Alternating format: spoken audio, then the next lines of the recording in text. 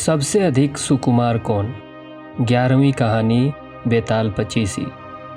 गौड़ देश में वर्धमान नाम का एक नगर था जिसमें गुणशेखर नाम का राजा राज करता था। उसके अभय चंद्र नाम का दीवान था। उस दीवान के समझाने से राजा ने अपने राज्य में शिव और विष्णु की पूजा, गोदान, भूदान, पिंडदान आदि सब बंद कर दिए। नगर में टोंडी पिटवा दी कि जो कोई ये काम करेगा उसका सब कुछ छीनकर उसे नगर से निकाल दिया जाएगा।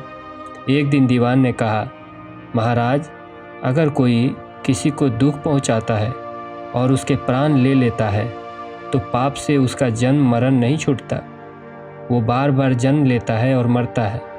इससे मनुष्य का जन्म पाकर धर्म बढ़ाना चाहिए।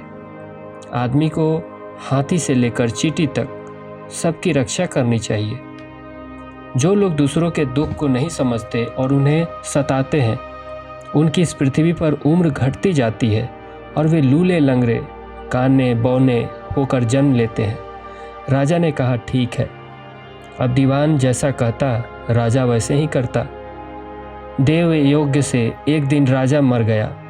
उसकी जगह उसका बेटा धर्मराज गद्दी पर बैठा। एक दिन उसने किसी बात पर नाराज होकर दीवान को नगर से बाहर निकलवा दिया। कुछ दिन बाद एक बार वसंत ऋतु में वह इंदुलेखा, तरावली और मृगांकवती इन तीनों रानियों को लेकर बाग में गया। वहाँ जब उसने इंदुलेखा के बाल पकड़े तो उसके कान में लगा हुआ कमल उसकी जांघ पर गिर गया। कमल के गिरते ही उसकी जांघ में घाव हो गया और वो बेहोश हो गई। बहुत इलाज हुआ तब वो ठीक हुई। इसके बाद एक दिन की बात है कि तरावली ऊपर खुले में सो रही थी। चांद निकला। जैसे ही उसकी चांदनी तरावली के शरीर पे पड़ी, फफोले उठाए। कई दिन के इलाज के बाद उसे आराम हुआ। इसके बाद एक दिन किसी के घर में मूसलों से धान कूटने की आवाज़ सुनाई दी। सुनते ही मृगांकवती के हाथों में छाले पड़ गए। इलाज हुआ तब जाकर ठीक हुई।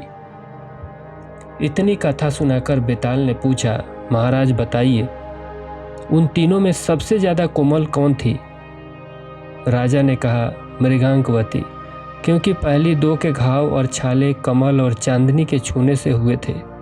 तीसरी ने मूसल को छुआ भी नहीं और छाले पड़ गए। वही सबसे अधिक सुकुमार हुई। राजा के इतना कहते ही बेताल 9-2-11 हो गया। राजा बेचारा फिर मसान में गया और जब वो उसे लेकर चला तो उसने एक और कहानी सुनाई। अब आगे।